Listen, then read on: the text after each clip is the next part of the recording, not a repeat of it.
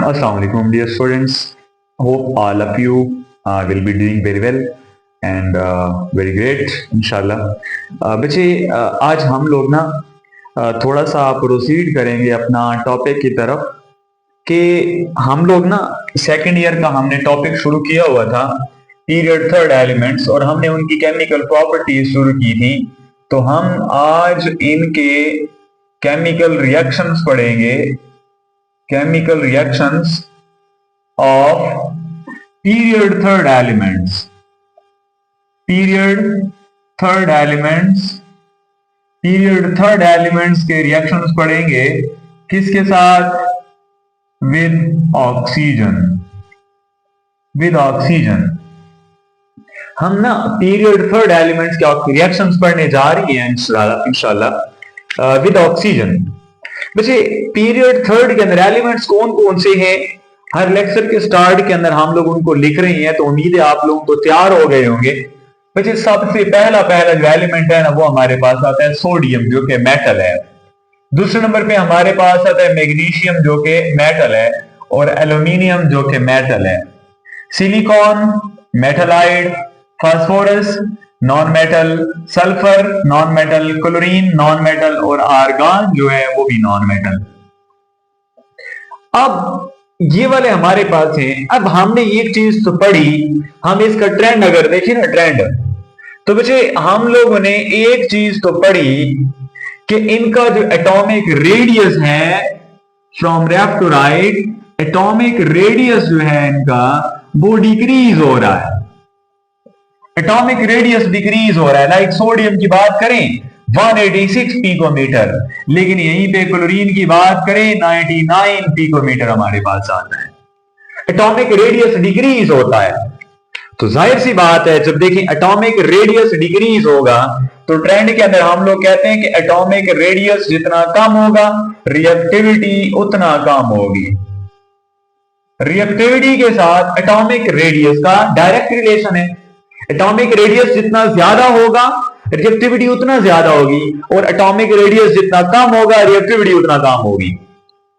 इसका मतलब यह है कि सोडियम सबसे ज्यादा रिएक्शन करेगा फास्ट, मैग्नीशियम थोड़ा ज्यादा रिएक्शन मैग्नीशियम का थोड़ा रिएक्शन स्लो होगा, एल्यूमिनियम का थोड़ा और स्लो हो जाएगा, सिलिकॉन का उससे स्लो हो जाएगा, फास्फोरस का उससे ज्यादा स्लो हो जाएगा। और इस तरीके से हमारे पास जो है वो, तो देखिए केमिकल रिएक्शन के दौरान, केमिकल रिएक्शन जब हम केमिकल प्रॉपर्टीज पढ़ते हैं ना तो उसके अंदर हमें ना दो तीन चीजों का पता होना चाहिए, दो तीन चीजों का।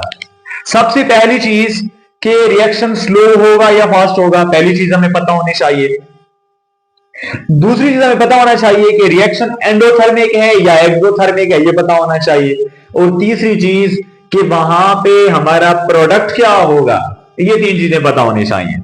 तो बच्चे हम लोग कहते हैं, हम लोग एक जुमला लिखते हैं मेटल के बारे में। मैं पहले मेटल के बारे में लिखूंगा, मैं ग्रुप बना के मतलब आपको एक्सप्लेन करता हूं कि मेरे पास जो मेटल्स होते हैं ना, मेटल याद रखें बच्चे, जब मेटल मेरे पास ऑक्सीजन के साथ रिएक्शन करते हैं तो ये तीन किस्म के ऑक्साइड बनाते हैं। कौन कौन सा बच्चे?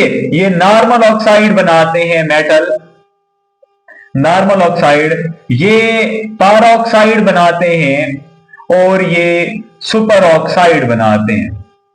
अब नॉर्मल ऑक्साइड कब बनेंगे? जब हमारे पास लीस्ट ऑक्सीजन अवेलेबल होगी, लीस्ट ऑक्सीजन अवेलेबिलिटी। ऑक्सीजन की अवेलेबिलिटी सबसे कम है, बहुत कम है, हम बोलेंगे नॉर्मल ऑक्साइड बनेंगे।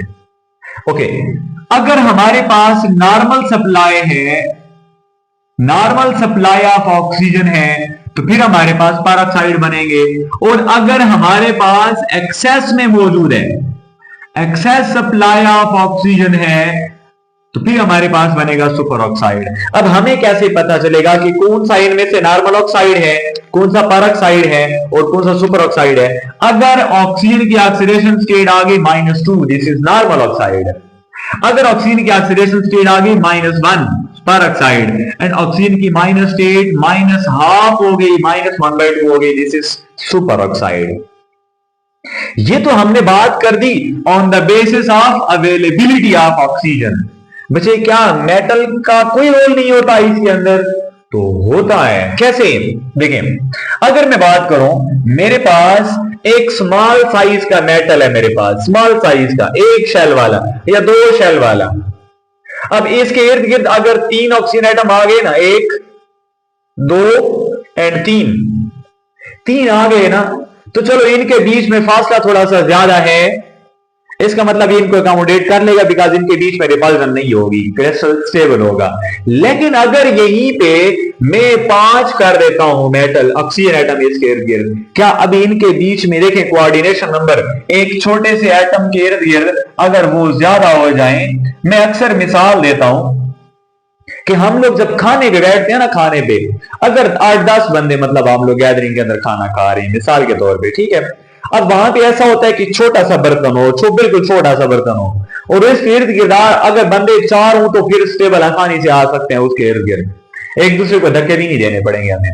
लेकिन अगर मसला होता है कि अगर हमारे पास वो छोटा सा बर्तन है और बंदे ज्यादा हो जाएं, तो फिर क्या होगा? जाहिर सी बात है, एक दूसरे को धक्के देंगे, एक दूसरे को पांव मारेंगे, जो भी होगा व्हाटएवर, एक दूसरे के साथ ताल्लुकात जो होते हैं, ठीक है, तो वो इसका मतलब अनस्टेबिलिटी क्रिएट हो जाएगी। इसका मतलब ये है कि मेटल एटम का अगर साइज कम है तो प्रेफर करेगा नॉर्मल ऑक्साइड, तो हम कहते हैं स्मॉलर साइज मेटल जो है ये प्रेफर करेगा नॉर्मल ऑक्साइड, नॉर्मल ऑक्साइड।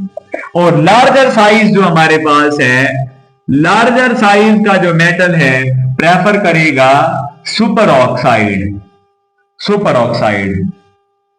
अब हम लोग अपना इन मेटल के साथ बात करते हैं। अच्छा, केमिकल रिएक्शन की स्पीड का भी अच्छा खासा रोल होता है कि देखिए एटॉमिक रेडियस, अच्छा मैं पहले लिख चुका हूं, बिल्कुल ठीक है जी, पहले लिख चुका हूं कि एटॉमिक साइज जितना रेडियस जितना ज्यादा होगा रिएक्टिविटी उतना ज्यादा होगी। अब हमें पता है कि एटॉमिक रेडियस कम हो रहा है मेटल के अंदर। अब ये भी मैंने लिखा atomic radius decreases from left to right in the period. इसका मतलब सोडियम का सबसे ज्यादा रिएक्टिविटी सोडियम की सबसे ज्यादा होगी, मैग्नीशियम का कम है रिएक्टिविटी कम होगी, एल्यूमिनियम का और कम है रिएक्टिविटी और कम होगी। अब देखें फिर इसको कैसे हमने वो करना है, अकोमोडेट करना है, किस तरीके से हम रिएक्शन को प्रेफर करवा सकते हैं, सारी कंडीशन के ऊपर बहस करते हैं हम लोग। देखें सबसे पहला अगर हम लोग बात करें ना बच्चे, रिएक्शन विद सोडियम, ऑक्सीजन का रिएक्शन विद सोडियम, अगर रिएक्शन ऑफ सोडियम की तैयार अगर बात करें ऑक्सीजन विद सोडियम, तो बच्चे सोडियम का इन सब के अंदर लार्जर साइज है, तो सोडियम ऑक्सीजन के साथ रिएक्शन करेगा ना, तो ये तीनों किस्म के ऑक्साइड बना सकता है। तीनों किस्म के ऑक्साइड, में तीनों को अलग अलग लिख देता हूं, तीनों किस्म के ऑक्साइड बना सकता है ऑक्सीजन के साथ। ये सोडियम तीनों किस्म के ऑक्साइड बना सकता है। कौन कौन से? ये बना सकता है नॉर्मल ऑक्साइड Na2, ये बना सकता है Na2O2, और ये बना सकता है NaO2। इक्वेशन को बैलेंस करना है, बहुत इजी है। देखें यहां पे हमारे पास ऑक्सीजन 2 है, वहां पे 1 है, इसको 2 कर लें, सोडियम 4 हो गए, 4 कर लें, यहां पे ऑक्सीजन 2 है, ऑक्सीजन 2 है, सोडियम 2 है, यहां पे इसको 2 कर दें, और यहां पे सोडियम 1 ऑक्सीजन 2, सोडियम तो बैलेंस हो गया हमारी इक्वेशन। अब कैसे है? देखिए ऑक्सीजन तो बैलेंस है, ऑक्सीजन तो बैलेंस है, तो हमने तो क्या कहा कि ऑक्सीजन की अवेलेबिलिटी कम होगी तो नॉर्मल, ऑक्सीजन ज्यादा होगी तो सुपर। हमें कैसे पता चलेगा कि ऑक्सीजन ज्यादा या कम है? बच्चे यहां पे देखें 4:1, मतलब एक मॉलिक्यूल 4 सोडियम के लिए है, यहीं पे एक मॉलिक्यूल 2 सोडियम के लिए, मतलब अगर 4 के लिए बात करें तो ये डबल हो जाएगा, ऑक्सीजन डबल हो जाएगी। अगर इसको डबल करेंगे तो डबल हो जाएगा, इसका मतलब 4 के साथ ही 2 मॉलिक्यूल आ गए, वहां पे 4 के साथ 1 मॉलिक्यूल। अब 1 के साथ 1 है, 4 के साथ ये 4 हो जाएंगे, रेशो डबल, फिर 4 गुना हो गई। इसका मतलब यहां पे एक्सेस में है बहुत ज्यादा। ऑक्सीजन सॉरी सोडियम ये चारों ऑक्साइड मतलब बनाता है। अब ये वाला जो रिएक्शन हमारे पास है ना, ये वाला रिएक्शन ये बहुत ज्यादा एक्सोथर्मिक रिएक्शन होता है, बहुत ज्यादा एक्सोथर्मिक रिएक्शन होता है। ये हमारे पास एक्सोथर्मिक है, और एक्सोथर्मिक रिएक्शन वो होते हैं जो फ्लेम प्रोड्यूस करते हैं। तो फ्लेम कौन सा इसका होता है हमारे पास? हम कहते हैं कि इसके अंदर बहुत ज्यादा इंटेंस ऑरेंज फ्लेम होता है, ऑरेंज फ्लेम होता है, बहुत ज्यादा इंटेंस ऑरेंज फ्लेम, या हम इसको कहते हैं येलो फ्लेम। अब ये फ्लेम क्यों आया? अभी अभी हमने बात की है कि देखिए एक्सोथर्मिक रिएक्शन है, हीट प्रोड्यूस होगी, रिलीज होगी रिएक्शन के नतीजे में।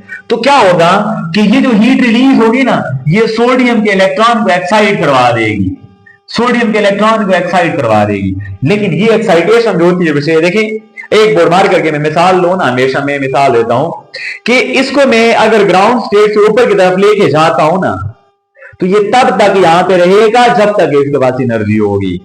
जैसे ही एनर्जी खत्म होगी वापस अपनी औकात में आ जाएगा, वापस अपनी जगह पे आ जाएगा जहां से उसको बिल्कुल उसकी एनर्जी सबसे कम होगी। तो सेम ये परमानेंट नहीं होता, ये टेम्परेरी होता है, शॉर्ट लिव्ड स्टेज है। क्यों? जब तक इसको एनर्जी मिल रही है, ये वाली हीट, ये इलेक्ट्रॉन यहां पे रहेगा, लेकिन जैसे ही हीट खत्म हुई है, ये इलेक्ट्रॉन वापस अपनी जगह में जाएगा। जाहिर है एनर्जी गेन की है, हायर स्टेट में चला गया, लेकिन जैसे एनर्जी लॉस करेगा वापस अपनी जगह पे जाएगा, अपनी जगह पे जाएगा, लो एनर्जी स्टेट में जाएगा। जो हाई एनर्जी से लो में जाता है तो एक्सेस एनर्जी को क्या करेगा? In the form of radiation, in the form of radiation, in the form of photon, in the form of radiation, in the form of photon, ये रिलीज करेगा। अब इस फोटॉन की वेवलेंथ कितनी होती है? 589 पिकोमीटर, सॉरी 589 नैनोमीटर हमारे पास आती है, 589 नैनोमीटर हमारे पास आती है। अब ये तो बात हमारे पास आ गई। वैसे विजिबल लाइट के अंदर 589 जो होता है ऑलमोस्ट येलो कलर आता है, ऑलमोस्ट येलो कलर आता है, ठीक है। तो यहां पे हमारे पास आ गया सोडियम का। अब सोडियम का रिएक्शन तो हमने पढ़ लिया। वैसे बात करते हैं हम लोग रिएक्शन ऑफ मैग्नीशियम। अब मैग्नीशियम की जब हम लोग बात करते हैं ना, तो मैग्नीशियम का रिएक्शन सोडियम की निस्बत स्लो होना चाहिए, सोडियम की निस्बत स्लो होना चाहिए। क्यों? क्योंकि अभी अभी हमने पढ़ा एटॉमिक रेडियस जितना ज्यादा रिएक्टिविटी ज्यादा, एटॉमिक रेडियस कम रिएक्टिविटी उतनी कम होती जाएगी। अब देखें लेफ्ट टू राइट पीरियड के अंदर क्या हो रहा है, सोडियम का ज्यादा, मैग्नीशियम का रेडियस कम है, रिएक्टिविटी भी कम होगी। यही वजह होती है कि मैग्नीशियम जो है ना, वो जब ऑक्सीजन के साथ रिएक्शन करता है तो उसकी जो एक्सोथर्मिक रिएक्शन तो है, ये भी बनाएगा मैग्नीशियम का ऑक्साइड। अब बैलेंस करना है, यहां पे 2 है, वहां पे 1 है, इसको 2 करें और 2 मैग्नीशियम कर दे, ये तो हमारा रिएक्शन तो हो गया। रिएक्शन हम कंडीशन भी लिख देते हैं कि ये वाला रिएक्शन भी हमारे पास एक्सोथर्मिक होगा और इंटेंस व्हाइट फ्लेम बनेगा, ठीक है। व्हाइट फ्लेम जाहिर है वही इलेक्ट्रॉनिक एक्साइटेशन, डी एक्साइटेशन होती है in the form of photon, radiation को लॉस करते हैं इलेक्ट्रॉन जब डी एक्साइड होके आते हैं। तो मेटल है, इलेक्ट्रॉन एक्साइड होंगे, जब डी एक्साइड होंगे तो in the form of photon, वो रेडिएशन को इमिट करते हैं एक्स्ट्रा एनर्जी को, तो हम कहते हैं कि हमारे पास इंटेंस व्हाइट फ्लेम आ जाएगा। अब ये तो बात हमारे पास हो गई है, लेकिन क्या इसके जस्ट नॉर्मल ऑक्साइड बनेंगे? क्या इसके पैरोक्साइड सुपर ऑक्साइड नहीं बनेंगे? तो इस चीज का जवाब हमने यहां पे किया था कि देखिए मेटल का साइज जितना कम होगा वो नॉर्मल ऑक्साइड प्रेफर करेगा। तो क्या सोडियम की निस्बत मैग्नीशियम का एटॉमिक साइज कम है या ज्यादा है? ऑब्वियसली कम है, तो कम होगा तो किसको प्रेफर करेगा? बच्चे ये जस्ट नॉर्मल ऑक्साइड बनाता है। ये कुछ मेटल्स ऐसे हैं जो जस्ट नॉर्मल ऑक्साइड बनाते हैं और उनके अंदर हमारे पास एक बेरिलियम है और एक हमारे पास मैग्नीशियम भी मौजूद है, और लिथियम भी हमारे पास है। ये जस्ट नॉर्मल ऑक्साइड बनाते हैं। ओके, अब मसला ये होगा कि अब मसला एक और आता है। मसला ये आता है अगर हमने मैग्नीशियम का रिबन यूज किया, मैग्नीशियम का टुकड़ा यूज किया, तो इसके ऊपर तो ये लेयरिंग इफेक्ट काज करता है, लेयर बना लेता है। अब ये मैग्नीशियम का हमने रिबन यूज किया, अब जैसे रिएक्शन होगा ना तो ये मैग्नीशियम का ऑक्साइड जो हमारे पास है ये इसके ऊपर ऐसे लेयर बना लेगा, इसके ऊपर। अब जब लेयर बना लेगा, क्या अंदर वाला मैग्नीशियम रिएक्शन कर सकता है? कभी भी नहीं, कभी भी नहीं। एक्सपोज सरफेस से ये खत्म हो गया, ऑक्सीजन के साथ कैसे रिएक्शन करेगा? इसी वजह से हम लोग इसको एज कंपेयर टू रिबन, हम लोग इसको पाउडर्ड मैग्नीशियम लेते हैं। पाउडर वो ज्यादा रिएक्शन इफेक्टिव होगा हमारा एज कंपेयर टू रिबन, अगर हम लोग बात करें। ये हमारी बात मैग्नीशियम की भी हो गई। नेक्स्ट हमारे पास मेटल के अंदर रहता है एल्यूमिनियम। वैसे एल्यूमिनियम तो मैग्नीशियम से भी स्मॉलर साइज है, तो ये जस्ट नॉर्मल ऑक्साइड बनाएगा, जस्ट नॉर्मल ऑक्साइड। इसका फार्मूला होता है Al2O3। अब यहाँ पे 2 ऑक्सीजन है, वहां पे 3 है, तो क्रॉस मल्टीप्लाई कर ले, इस 2 को यहाँ पे मल्टीप्लाई कर ले, उस 3 को यहाँ पे मल्टीप्लाई, तो 6 ऑक्सीजन पूरे, एल्यूमिनियम 4 हो गए, तो वहां पे 4 कर दें, हमारी इक्वेशन बैलेंस हो गई। अगेन से ये भी हमारे पास होता है ना एक्सोथर्मिक रिएक्शन है, अगेन से हमारे पास ये वाला भी एक्सोथर्मिक रिएक्शन है, और इंटेंस वाइट फ्लेम होगा, और ये जो सॉलिड हमारे पास है ये भी हमारे पास वाइट सॉलिड होगा, वाइट कलर में होगा, ये वाला भी हमारे पास वाइट सॉलिड ही बनता है। अच्छा जी, अब इसके बाद हमारे पास देखें, अब रिएक्टिविटी इनमें से किसकी ज्यादा होगी? अब तीनों एक्सोथर्मिक हमने बात कर दी है, रिएक्टिविटी सोडियम की ज्यादा, मैग्नीशियम की कम, एल्यूमिनियम की और कम। ये नॉर्मल ऑक्साइड, पर ऑक्साइड, सुपर ऑक्साइड क्यों बना रहा है? वो जस्ट नॉर्मल ऑक्साइड क्यों? हमने अभी अभी कहा था स्मॉलर साइज के इर्द गिर्द ज्यादा ऑक्सीजन अकोमोडेट कर नहीं सकता, क्यों? एक दूसरे को रिपल्सन देंगे। कोऑर्डिनेशन नंबर जितना ज्यादा होता जाएगा, मतलब एक एटम के इर्द गिर्द एटम जितने ज्यादा होते जाएंगे वो आपस में रिपल्सन देते हैं, तो जाहिर आपस में रिपल्सन देंगे तो एक दूसरे को तो वो अनस्टेबल होगा, तो इस वजह से ये नॉर्मल ऑक्साइड को प्रेफर करते हैं, थोड़ी ऑक्सीजन को अकोमोडेट करते हैं, ज्यादा को नहीं। मसला यहां पे आता है कि अगेंस्ट एल्यूमिनियम कौन सा लेना पड़ेगा? तो हम लोग कहते हैं कि हमें यहां पे पाउडर्ड एल्यूमिनियम चाहिए, पाउडर्ड एल्यूमिनियम चाहिए। क्यों? क्योंकि ये भी लेयरिंग इफेक्ट काज करता है, ये भी लेयर बना लेता है। बात करते हैं सिलिकॉन की। अब सिलिकॉन हमारे पास जो आया ना, सिलिकॉन का एटॉमिक साइज और भी कम हो गया हमारे पास, सिलिकॉन का एटॉमिक साइज और भी कम हो गया। रिएक्टिविटी क्या होनी चाहिए? बहुत कम। इसका मतलब ये है कि सिलिकॉन नॉर्मल कंडीशन में रिएक्शन नहीं करेगा। कैसे रिएक्शन करेगा ऑक्सीजन के साथ? देखें, हमारे पास सिलिकॉन डाइऑक्साइड तो बना लिया, ये हमारे पास सॉलिड है सिलिका, इसको रेत, रेत का फार्मूला हमारे पास होता है, लेकिन बच्चे हमें अच्छा खासा हीट अप करना पड़ेगा, अच्छा खासा हीट अप करना पड़ेगा। इसका मतलब ये तो एक्सोथर्मिक ना हुआ, फिर एंडोथर्मिक रिएक्शन हमारे पास बन गया। तो इस तरीके से हम लोग कहते हैं कि रिएक्टिविटी जो है ना, सोडियम की सबसे ज्यादा, मैग्नीशियम की कम, एल्यूमिनियम की कम, और सिलिकॉन की उससे भी हमारे पास क्या हो जाती है? रिएक्टिविटी कम हो जाती है। अब बच्चे यहां तक आप लोग स्क्रीनशॉट ले लें, बाकी जो रिएक्शंस हैं वो मैं फिर अगले पेज पे करवा देता हूं आप लोगों को। अच्छा बच्चे, अब नेक्स्ट हमारे पास सिलिकॉन तक तो हो गया हमारे पास, बात आती है फास्फोरस की। बच्चे अक्सर ना बुक्स के अंदर आपने देखा होगा कि जब हम लोग फास्फोरस का रिएक्शन पढ़ते हैं ना, फास्फोरस का, तो वहां पे लिखा होता है व्हाइट फास्फोरस, व्हाइट फास्फोरस। बच्चे होता तो ये भी P4 फॉर्म में है, एक हमारे पास रेड फास्फोरस होता है P4 फॉर्म में, और एक हमारे पास ब्लैक P4 होता है। अब रेड वाला जो होता है थोड़ा सा स्टेबल है, और ये सबसे ज्यादा अनरिएक्टिव है, सॉरी सबसे ज्यादा मोस्ट रिएक्टिव है ये वाला। व्हाइट वाला जो फास्फोरस है ना, ये सबसे ज्यादा रिएक्टिव होता है। क्या रीजन है इसकी? रीजन क्या होती है इसकी? अब देखें, जो व्हाइट फास्फोरस है ना, व्हाइट, वो हमारे पास कुछ इस टाइप का स्ट्रक्चर बना लेता है, इस टाइप का स्ट्रक्चर बना लेता है, इस टाइप का।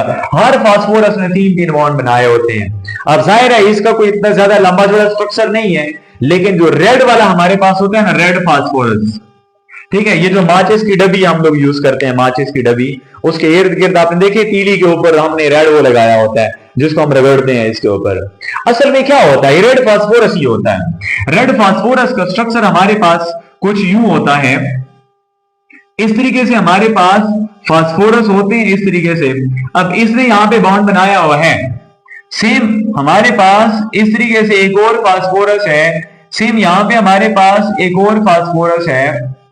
अब इन्होंने आपस में बॉन्ड तो बनाया हुआ है इस तरीके से, लेकिन ये इधर बॉन्ड बनाते हैं आपस में, इस तरीके से चेन बना लेते हैं, इस तरीके से ये चेन बनी होती है। अब ये थोड़ा सा चूंकि लॉन्ग चेन बनाता है तो थोड़ा सा ज्यादा स्टेबल है। अब मोस्ट रिएक्टिव हमारा ये वाला हो गया, और ये थोड़ा सा कम रिएक्टिव होता है। लेकिन जैसे ही हम थोड़ा सा उसको रगड़ देते हैं ना, फ्रिक्शन देते हैं, तो ये वाला बॉन्ड उसका फौरन से क्या हो जाता है? ब्रेक हो जाता है। अगेन से रेड वाला जो फास्फोरस है वो मोनोसाइक्लिक स्ट्रक्चर में आ जाता है, और जैसे स्ट्रक्चर में आएगा तो ये तो ना मोस्ट रिएक्टिव बन जाता है। फौरन से उस दौरान थोड़ी सी हीट रिलीज होती है, जैसे हम फ्रिक्शन देते हैं ना, तीर रगड़ते हैं माचिस के ऊपर, थोड़ी सी फ्रिक्शन की वजह से हीट रिलीज होगी, जिससे उस थोड़ी सी हीट को भी अब्जॉर्ब कर लेगा, ये फौरन आग पकड़ लेता है, जिससे हम आग जलाते हैं। ठीक है, रेड फास्फोरस को यूज करके हम उसको व्हाइट में कन्वर्ट करते हैं, रगड़ से थोड़ी सी हीट रिलीज होती है, वही गेन करके वो रिएक्शन कर लेता है एयर के साथ। तो अगर फास्फोरस हमारे पास P4 जब ये ऑक्सीजन के साथ रिएक्शन करता है ना विशेष, तो ये दो किस्म के ऑक्साइड बनाता है। एक बनाता है P2O5 सॉरी, एक बनाता है P2O5, और अगर यही फास्फोरस जब ये रिएक्शन करता है ऑक्सीजन के साथ तो ये बनाता है P2O3। लेकिन ये मोनोमर फॉर्म में एग्जिस्ट नहीं करते हैं, ये डायमर फॉर्म में एग्जिस्ट करते हैं, ये डायमराइज हो जाते हैं, क्या बना लेते हैं P4O10, और ये बन जाता है P4O6, और ये दोनों सॉलिड स्टेट में एग्जिस्ट करते हैं दोनों। लेकिन जाहिर है व्हाइट फास्फोरस लिया हुआ, अब बैलेंस करना है हम लोगों ने इक्वेशन को, चार फास्फोरस लिए, बैलेंस है हमारे पास। ऑक्सीजन यहाँ पे 10 है, यहाँ पे 5 है, सॉरी 2 है तो 5 से मल्टीप्लाई करेंगे, यहाँ पे 6 है, यहाँ पे 2 है तो 3 से मल्टीप्लाई करेंगे, तो ये फास्फोरस हमारे पास रिएक्शन कर लिया फास्फोरस ने। सल्फर जो होता है, सल्फर ये ऑक्सीजन के साथ नॉर्मल कंडीशन में रिएक्शन नहीं करता, बहुत ज्यादा विगरस कंडीशन हमें देनी पड़ती है, और ये बना लेता है SO2, और SO2 अगेन से रिएक्शन करके ये बना लेता है SO3। ठीक है, इस तरीके से हमारे पास इनके रिएक्शंस होते हैं। बच्चे क्लोरीन बचता है, क्लोरीन आखिरी। अब क्लोरीन जो होता है, क्लोरीन ये जाहिर है ये भी नॉन मेटल है, और हमारे पास ऑक्सीजन भी नॉन मेटल है, तो इनका नॉर्मल कंडीशन में बिल्कुल रिएक्शन नहीं होता, नॉर्मल कंडीशन में बिल्कुल रिएक्शन नहीं होता। लेकिन जैसे ही अल्ट्रावायलेट लाइट पड़ती है ना, अल्ट्रावायलेट लाइट बहुत ज्यादा एनर्जी की लाइट होती है, तो फिर ये दो किस्म के ऑक्साइड बनाते हैं। एक हमारे पास बनता है Cl2O डाइक्लोरीन ऑक्साइड, या फिर हमारे पास बनता है Cl2O7 डाइक्लोरीन हेप्टाऑक्साइड हमारे पास। अब इसके लिए इक्वेशन को बैलेंस करना है, देखें ऑक्सीजन को बैलेंस करना है, यहाँ पे एक ऑक्सीजन है, यहाँ पे 2 है, तो इसको 2 कर दें, इसको 2 कर दें, तो ये 4 हमारे पास हो जाएंगे। ठीक है, अब सेम ऑक्सीजन यहाँ पे 7 है, यहाँ पे 2 है, तो क्रॉस मल्टीप्लाई करें, इसको 2 से और उसको 7 से, अब क्लोरीन 4 हो गए, तो यहाँ पे 2 क्लोरीन कर देंगे। तो इस तरीके से हमारे पास जो रिएक्शन होता है मुझे वो इस तरीके से एक है, रिएक्शन हमारा बैलेंस हो जाता है। ठीक है, अच्छा जी, इस तरीके से हमारे पास जो क्लोरीन के ऑक्साइड्स बने वो 2 ऑक्साइड्स बनते हैं। वैसे होप्स हो कि आप लोगों को बेटर समझ आया होगा। वैसे इंशाल्लाह इनके जो रिएक्शंस रह गए हैं विद क्लोरीन गैस वो इंशाल्लाह हम लोग नेक्स्ट लेक्चर के अंदर कर लेंगे। तब तक के लिए अल्लाह हाफिज, अस्सलाम वालेकुम।